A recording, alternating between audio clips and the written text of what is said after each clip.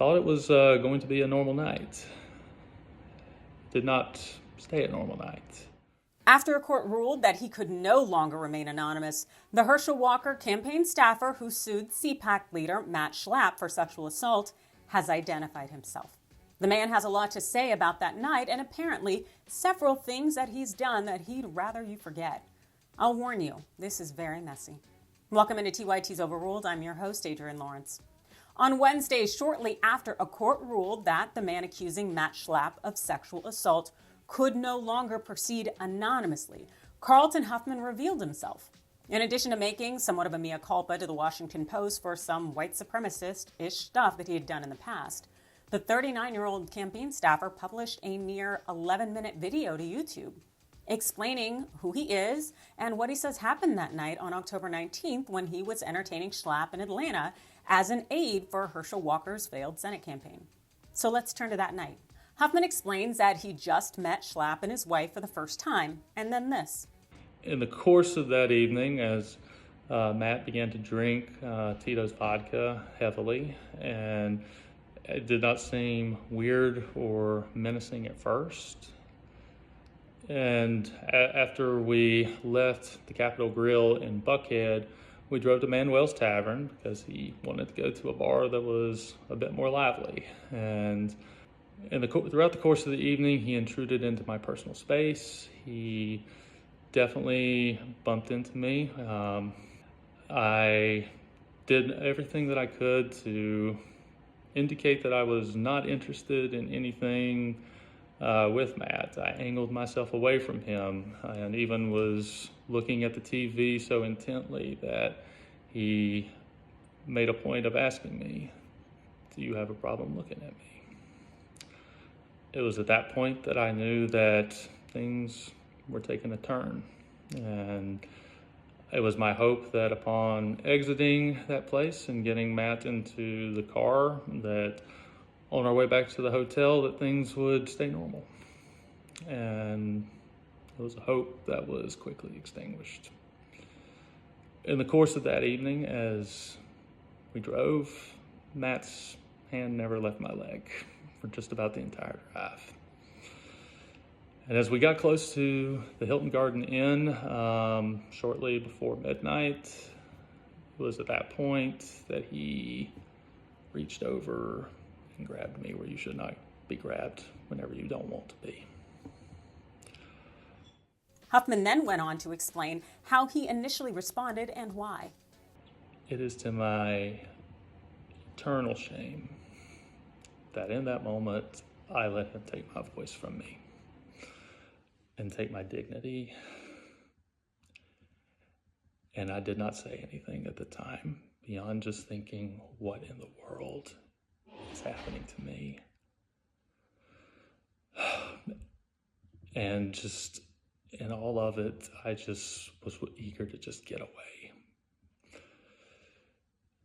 I, at that time, kept silent because to me, the values that I hold were more important at the time, that there was a larger cause that was needing to be promoted. Whatever else people around the country may think about Herschel Walker, I know that I cared for that campaign. But it's not like Huffman kept the incident to himself. This per the Post. 6 family members and friends and 3 Walker campaign officials confirmed to the Post that Huffman told them about the alleged incident that night or the next day. After explaining that he came forward so Schlapp couldn't get away with doing this to someone else, and also asking us to pray for the CPAC leader, it became somewhat clear that Huffman may have had other reasons other than embarrassment for why he did not want his name to be in the headlines. Huffman's reputation suffered a major blow earlier in the year when his past racist writings were exposed by an anonymous email account.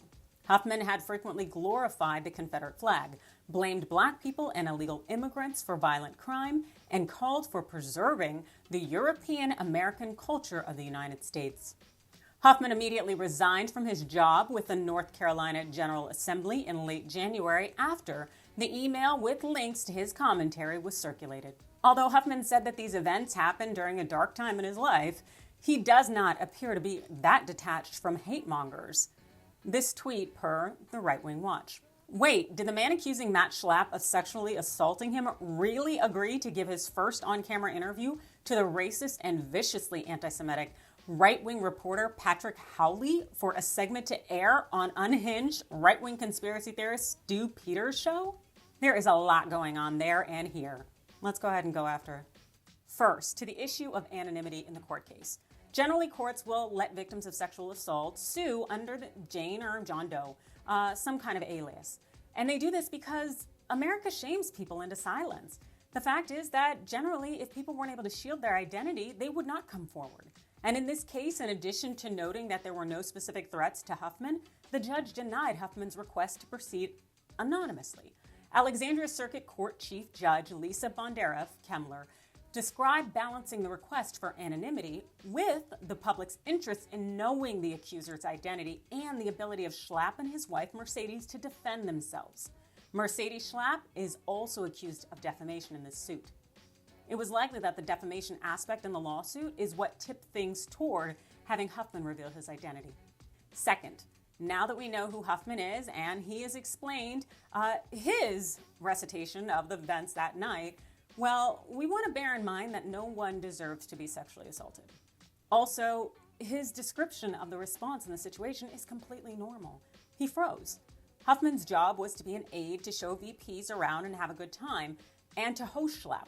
The vast majority of people in situations where they have less power than their alleged harasser would freeze, laugh it off, or try to pretend like everything's okay. You may want to think that you wouldn't respond that way, but let's be real. That's not how it works when someone's holding your economic independence in their hands, where they could crush you if you were to speak up or push back. That's why harassers prey on those with less power than them. Because there will always be someone with more power than you. You could easily find yourself in that type of situation someday. You gotta be prepared. And third, as for Huffman's white supremacy antics, all I can say is white supremacists get sexually assaulted too. That's all I got for you. But those are just my thoughts. You let me know yours in the comments below. Hit that like and follow button, and thanks for watching.